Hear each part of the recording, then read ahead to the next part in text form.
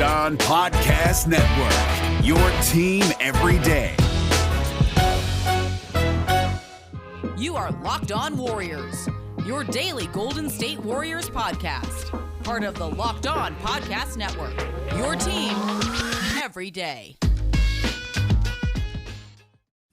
All right, it's a Monday edition of Locked On Warriors. I'm Wes Goldberg, Warriors beat writer for the Mercury News. Make sure to follow Locked On Warriors on Apple Podcasts, Spotify, Odyssey, or wherever you get podcasts for episodes every day, Monday through Friday. And be sure to check out the new YouTube channel. That's right, Locked On Warriors, now on YouTube. Thanks to all who have already subscribed and who are watching this right now.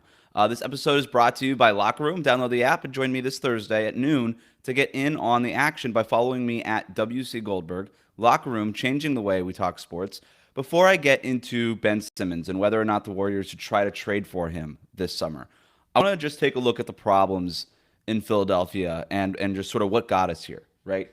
A lot of people right now, since Philly lost in Game 7 against Atlanta on Sunday, they are no longer in the playoffs. They're eliminated. People are knocking now the process. And look, the process isn't looking good. This is not good PR for the process.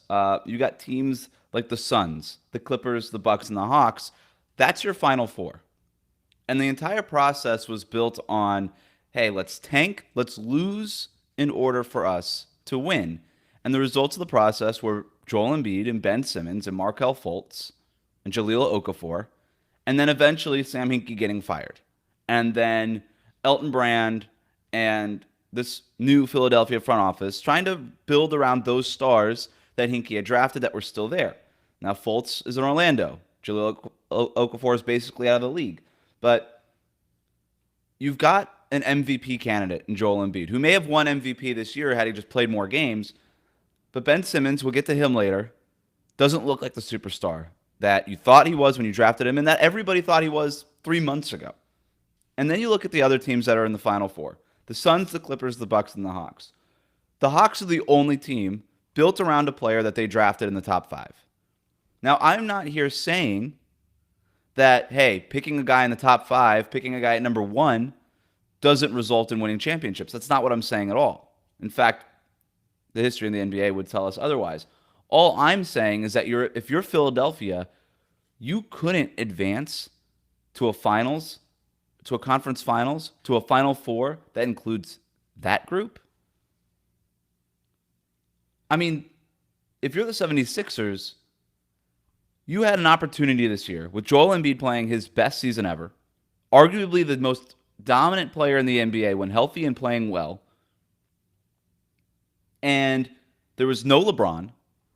Kevin Durant lost earlier in the day.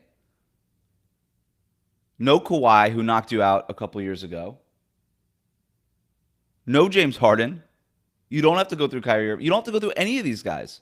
All you had to do was beat this Atlanta Hawks team. I don't mean to take anything away from Atlanta. They're a really good team. Nate McMillan has them playing really well. Trae Young is the fastest riser in these playoffs. He is a star, and he showed us over this last month or so that he is a star. But if you're the Sixers, you went through years of losing so that you could be considered in the upper echelon, so that you could be considered in this group.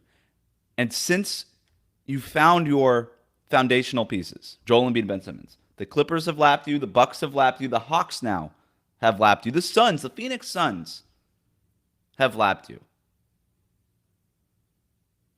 This is not a good look for the process. Now, I don't know that the process didn't work. That's not what I'm saying. I'm just saying this is bad PR. Now, look, had they pulled the trigger and just traded Ben Simmons for James Harden, and James Harden doesn't injure his hamstring like he did in Brooklyn, the Sixers are probably in the conference finals. They're probably the favorites to win this whole thing. And that would have been done because they did tank, because of the process, because they got an asset in Ben Simmons that they were able to then deal for James Harden. So this is not a knock on the process as a concept. And it's not necessarily a knock on Joel Embiid or any of the other guys. But the 76ers organization, now we don't know how close and how real it was to get Ben Simmons. There's some people who are saying that Tillman Fertitta, the Rockets owner, didn't want to pay Ben Simmons, would have preferred the package of nothingness that they got in return for James Harden because they didn't have to pay so much money. And if that's the case, then that's a whole other topic, and we have some things to talk about with Houston. But man, if you're able to deal Ben Simmons for James Harden, that is exactly the kind of player that Joel Embiid needs to play with. Because Simmons was awful down the stretch, and we'll get into some of the numbers here in a minute. But Embiid wasn't great either.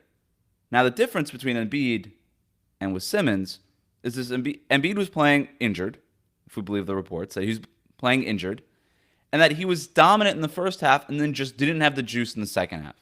Like, the difference between, you watch those games, Joel Embiid was exhausted by the fourth quarter because he had to do everything. Ben Simmons wasn't exhausted in the fourth quarter. He just didn't want to shoot. He wasn't exhausted. He was scared. He was simply scared. And I don't think that's arguable.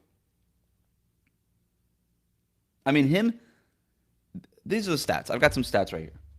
9.9 points per game in the playoffs. That you can't do that. You're a superstar? No, you don't average less than 10 points per game. I don't care. We could talk about the defense and the passing and everything you want. No, at some point you got to put up points, especially when your team needs you to put up points, right? That's what they needed from him.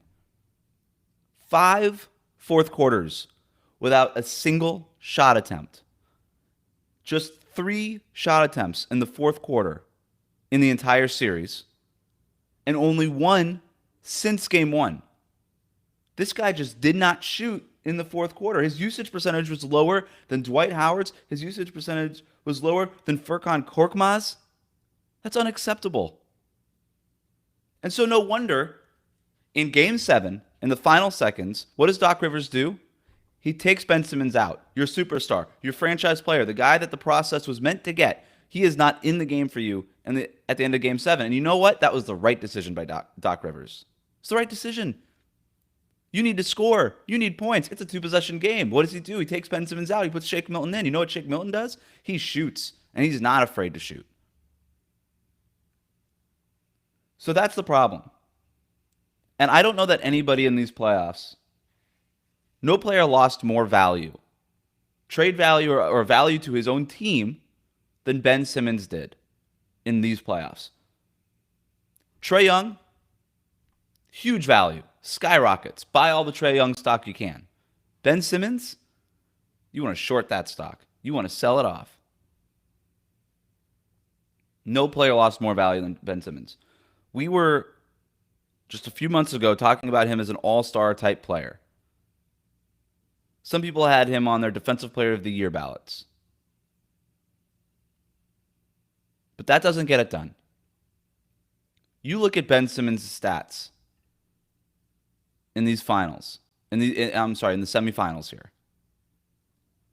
9.9 points per game, 6.3 rebounds, 8.6 assists. I don't care what you do on defense. He's been good on defense. He's been in the league long enough. This is a guy who trains with LeBron over the summer, regularly. A guy who's supposed to be your lead ball handler. And he's averaging 9.9 points and 6 rebounds and 8 assists. That's not a superstar. Those aren't superstar numbers. He was outplayed by Kevin Huerter in Game 7. He was outplayed by Kevin Huerter in the series, you could argue. Now, Ben Simmons made great plays down the stretch before he was taken out defensively, right? He poked the ball out of Trae Young's hands a couple times. Only plays that him and maybe Kawhi can make. And maybe his own teammate Matisse Thybulle. Rare stuff that he could do defensively. Got the ball back. But what's the use if you can't do anything with it? What's the use if Joel Embiid has been carrying you this entire time and just doesn't have the juice anymore? What's the use? Ben Simmons has got to be better. And I know that he couldn't shoot coming out of LSU, but nobody expected him to go this way, to get worse, to just simply not shoot anymore. I mean, he looked like Draymond Green out there. Draymond Green who doesn't want to shoot. The difference with Draymond Green is he's got Steph Curry, right? Ben Simmons has got Seth Curry. He's got Joel Embiid, no doubt. But he's the guy that's supposed to be the point guard. He's the point guard. And you can't have a point guard in today's NBA who can't shoot. Even Chris Paul, who doesn't love to shoot, doesn't love to have a really high shooting rate of shot attempts, wants to get guys involved. He recognized, hey, it's the playoffs. I'm facing this drop coverage over and over and over again. I'm going to shoot the ball. I'm going to score 30 points. I'm going to score 40 points. I'm going to do this. And so he became a scorer in the playoffs. Why? Because his team needed that. And that's what, as a point guard, you are supposed to recognize and then do. And Ben Simmons recognizes that he needs to score. He's a smart basketball player. He knows that he needs to be shooting. But he doesn't. Because he's scared. So what do you do with that if you're Philadelphia? What do you do with that if you're another team that maybe is looking to trade for Ben Simmons because of all the other things that he can do? That's what I want to talk about next, specifically, and if the Warriors should try to deal for him. But first, you're the hiring expert for your company, and what you really need is help making your short list of quality candidates. You need a hiring partner who helps to make your life easier. You need Indeed. Indeed is the job site that makes hiring as easy as 1, 2, 3. Post, screen, and interview all on Indeed. Get your quality shortlist of candidates whose resumes on Indeed match your job description faster. Only pay for the candidates that meet must-have qualifications, and schedule and complete video interviews in your Indeed dashboard. Indeed makes connecting with and hiring the right talent fast and easy with tools like Indeed Instant Match, giving you quality candidates whose resumes on Indeed fit your job description immediately, and Indeed Skills Test that on average reduces hiring time by 27%. You could choose from more than 130 skills tests and then add your must-have requirements so you only pay for the applications that meet them. According to Talent Nest, Indeed delivers 4 times more hires than all of the other job sites combined. If you're hiring, you need Indeed. Get started right now with a free $75 sponsored job credit to upgrade your job post at Indeed.com/locked. Get a $75 credit at Indeed.com/locked. Indeed.com/locked. Offer valid through June 30th. Terms and conditions apply. Today on the road to the finals, our NBA playoffs coverage is brought to you by Michelob Ultra. It's only worth it if you enjoy it. And at 2.6 carbs and 95 calories, we can all enjoy the games a little bit more this season. Would you trade for Ben Simmons? Now that's the question that's on Twitter. That's the question that I'm getting in my mentions. Should the Warriors trade for Ben Simmons? Now, we can explore a whole lot of different Ben Simmons trade ideas, but this is Locked On Warriors, and I want to keep this Warriors-centric. And after the Sixers lost in those semifinals, in that Game 7 to Atlanta, a lot of people in my mentions, I would never trade for Ben Simmons. We should go all in for Ben Simmons. Now, I had one listener write in, Kathy writes in, I wouldn't trade Wiggins for Ben Simmons. Now, I don't know if I would go that far. The reason Wiggins' name is brought up is because Ben Simmons is going to make $30 million next year, about the same amount of money as Andrew Wiggins is going to make. And so if you wanted to just swap these two guys from a salary matching perspective, that would be the easiest way to go. Now, Golden State has first-round picks. We'll find out where they are and how many Tuesday night in the draft lottery. Make sure to tune in, by the way. We will have a show right away after that, after the draft lottery. And then Connor Letourneau from the San Francisco Chronicle will be joining me for tomorrow morning's episode, previewing the draft lottery and what the Warriors have at stake. And then I wrote about all the odds and things like that over at themercurynews.com. So go ahead and check that out. Oh, and by the way, first episode here up on YouTube was with NBA draft insider Chad Ford. We broke down everything about the NBA draft, the top prospects, what the Warriors should be prioritizing. So check that out if you haven't already. But we don't yet know where the Warriors picks are as we're recording this. The Warriors have some other things that they could move.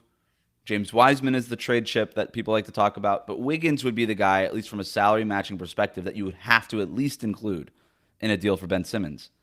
But I don't know if I would go so far as to say I wouldn't just do Wiggins for Simmons straight up. All the things that we're talking about with Ben Simmons, yes, it's all true. And I don't think that we can call him a superstar right now.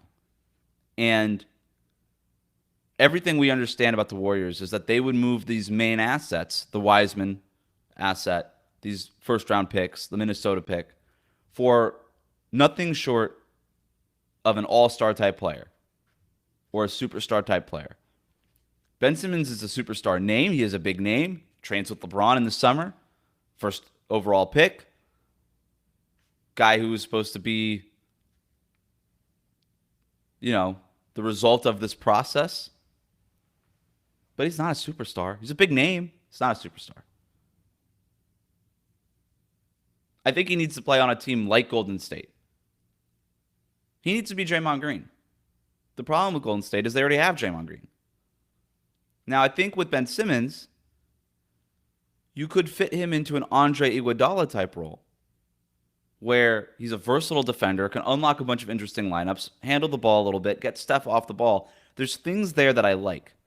And that's why I wouldn't go so far as to say I wouldn't even trade Andrew Wiggins for Ben Simmons, because the thing with Simmons is there's at least upside there, right?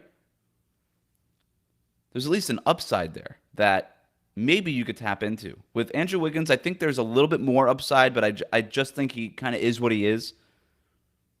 And let's not get blinded by the 38% shooting this year. We'll see if that repeats next year. For his career, he's a 33% shooter. Now, I think it'll be higher. I think it'll be closer, I should say, to 38% than it would be 33% because the system and who he's playing with now and the fact that he's got Draymond passing to him and Steph spacing the floor for him. So it's going to be easier than it ever was in Minnesota, and it will continue to be easier for Wiggins, but let's not get blinded by 1 year. Now, I think Wiggins is good. I think he's a really good defender. He's not Ben Simmons on defense. He's not making those plays. Poking the ball out from Trae Young, 2 straight possessions. He's not Defensive Player of the Year caliber. He's good. He got some votes for All-NBA defense, but he's not Defensive Player of the Year caliber and never will be. Ben Simmons is that right now. He's a much better passer than Andrew Wiggins. In fact, Wiggins is not a good passer. That's the knock on Andrew Wiggins. The Warriors want playmaking and defense. Ben Simmons gives you that. So if if Daryl Morey, the Sixers GM, if he called Bob Myers and said, Ben Simmons for Andrew Wiggins, what do you think? If you're Bob Myers, you kind of have to do it. And there's risk, but you kind of have to do it. I don't know that. Actually, I do know. If the Sixers are going to trade Ben Simmons, it's not going to be for Andrew Wiggins. So I don't know that there's even really a point in having that conversation. They don't want Andrew Wiggins. What? He shot 38% and scored 19 points per game, and now, hey, that's the solution for the Sixers? No. Ben Simmons lost a lot of trade value, but not so much that you would move him for another guy who's not the right fit. Wiggins is not a floor spacer. He's not. Don't get blinded by the 38% three-point shooting. The Sixers wouldn't be. No. People don't respect Wiggins that way from the three-point line. What they need is James Harden. If I'm the Sixers, my number one target is Damian Lillard.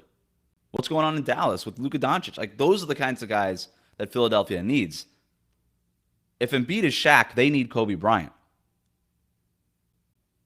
That's not Andrew Wiggins. And I think Ben Simmons, it'd be interesting to scan the other front offices in the league and think what they think. And find out what they think about Ben Simmons. Maybe he's not playing like a superstar now, but do you think as a front office and a coaching staff that you can tap into that potential that he most certainly has? Definitely has it. And may just need to change the scenery, by the way, the same way that Andrew Wiggins did. Now, if I'm the Warriors, what would I trade for Ben Simmons?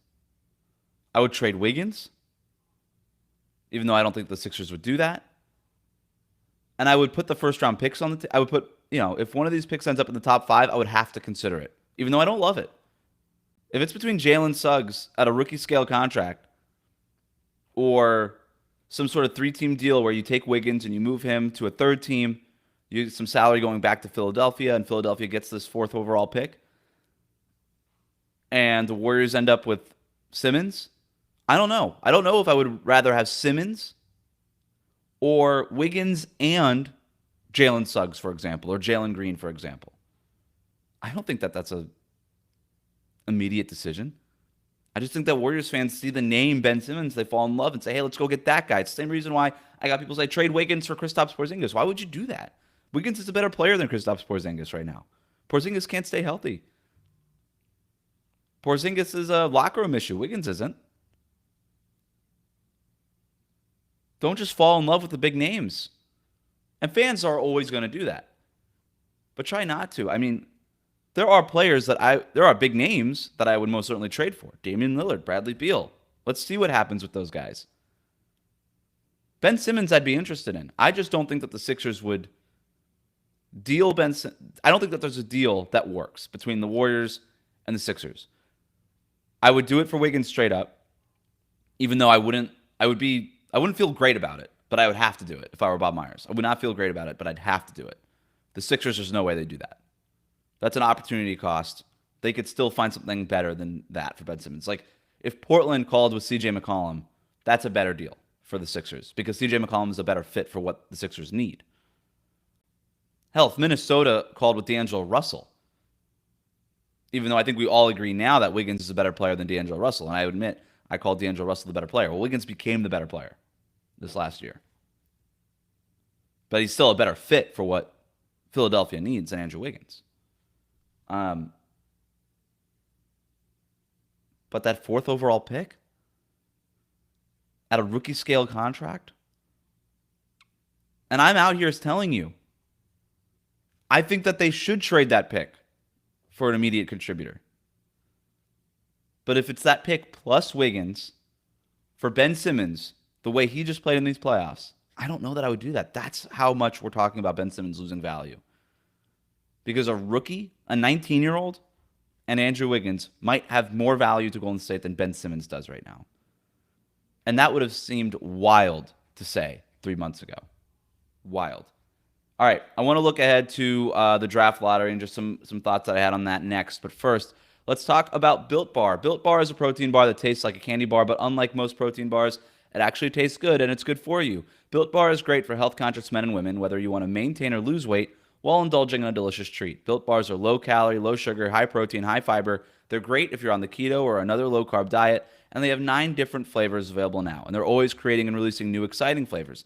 Built Bar has been with us for a long time. I've been eating Built Bars for a long time, and I always keep a few boxes in the fridge, get them cold, have them as a snack between lunch and dinner. Like I said, Built Bar has been friends of the show for a year now, and we appreciate the partnership that we've built. So support the show by supporting those who support us. That's all we ask. Go to BuiltBar.com and use the promo code LOCKED15, and you'll get 15% off on your next order. Again, use the promo code LOCKED15 for 15% off at BuiltBar.com.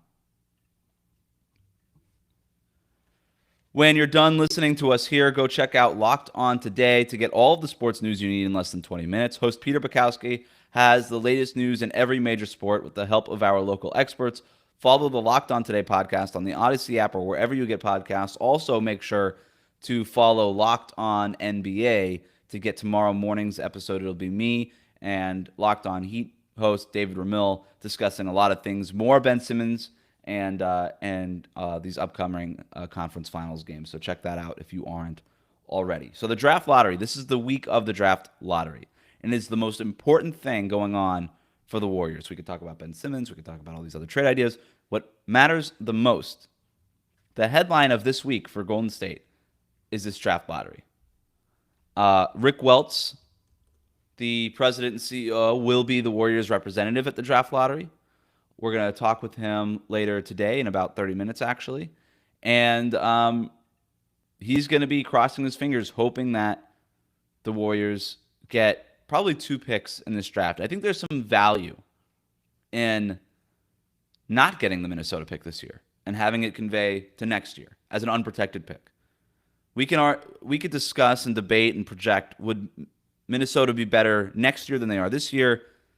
Right now, Minnesota's pick is slotted at number 6 before the draft lottery, the 6th best odds in the lottery. Do we think that'll be better or worse next year? But either way, next year it's unprotected. That's an unprotected pick. That doesn't happen.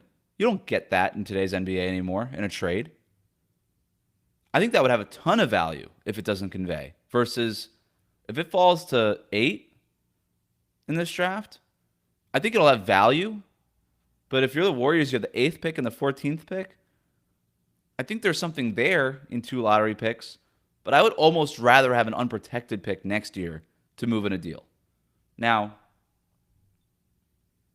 from a roster building standpoint, if you're going to just use these 2 picks, and if the Warriors would prefer to use these picks than to trade these picks, then I'd rather have the pick now, right? Get these 2 guys in now, 19, 20-year-olds. Hey, maybe you go after a Davion Mitchell who's 23 years old. somebody like that. But the problem with getting 2 rookies now is that this roster crunch, from a roster numbers standpoint, gets a little bit more difficult. You've got 13 players under contract next year, 12 if you don't count Smiley Geach. You're going to add 2 lottery picks to that, so you're already looking at maxing out your 15-man roster, or more likely getting at 14 after you waive Smiley Geach. And then what? You've got a mid-level exception that you want to use. You've got veteran minimums that you want to use. Now you have, guys like Michael Mulder and Damian Lee who are on non-guaranteed deals. You've got guys you can move. Maybe you trade Eric Paschal or something. You can move guys around, right? But the roster crunch becomes an issue. And as far as trying to combine those picks, let's call it, if you end up with 7 and 14, I don't think you're going to be able to move up very much in this draft. Like, you're not going to be able to take 7 and 14 or even 6 and 14, I don't think, and move up into the top 5. Not in this draft. Now, I think a great scenario would be Warriors get the 6th overall pick, and they're able to take a guy like Scotty Barnes, and then you end up with the 14th pick, and maybe you trade that for a bit player. Like, you could trade the 14th pick for a backup point guard, for a Ricky Rubio or a George Hill or something. And I don't know if the value is such that you would do that, but I think you could do it, is my point. But you only have an 8.6% chance of getting the 6th pick. There's a chance.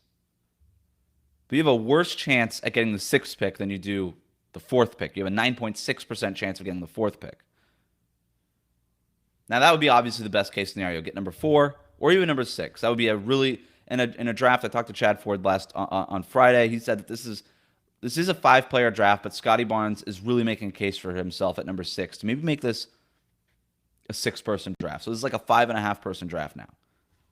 So if you get 6 or 4, you're getting one of the premier talents in this draft. But you have a 29.7% chance that it ends at 7, a 20.6% chance that it ends up at 8. So odds are you get the 7th pick and the 14th pick. That's if you're Rick Welts, if you're the Warriors, you walk away from Tuesday night's draft lottery with the 7th pick and the 14th pick. That's good. You could do stuff with that. Those are assets that you can move around and work with. So if that's your worst case scenario, or if that's the most likely scenario, which it is, that's not bad. Worst case scenario is it falls to 9 or 10. 3.8% chance that the Minnesota pick falls to 9. 0.2% chance that it falls to 10. If you're the Warriors, you have a 97.6% chance that your pick ends up at 14, and a very small, like a 2% chance that ends up in the top 4. So you got a lot of different scenarios that we'll figure out. But at the end of the day, if you end up with 2 picks, that's stuff that you could build with. I don't know that you should take 2 rookies and add that to the roster, but you should at least use that first pick, wherever it ends up, on somebody who could hopefully play for you right away and has some upside, and then see what you do with that 14th pick, if indeed that's where it ends up. But we'll find out. Like I said, I will talk more about the draft lottery and what's at stake with Connor Letourneau on tomorrow's episode. For now, that'll do it for us today. Remember to subscribe to new episodes of Locked On Warriors wherever you listen to podcasts. Rate, review, and say nice things. You can reach me on Twitter at WC Goldberg or email me at wgoldberg@bayareanewsgroup.com. Thanks to everybody who has already subscribed to the YouTube channel. We're getting a bunch of subscribers, a bunch of views, way more than I thought right out the gate without much of a launch or anything of note. I just sort of rolled this thing out there. So I appreciate everybody who's been tuning in on YouTube, and I encourage you to do so if you haven't already. And make sure to, of course, always follow the podcast wherever you get podcasts. Enjoy your day. Thanks for listening.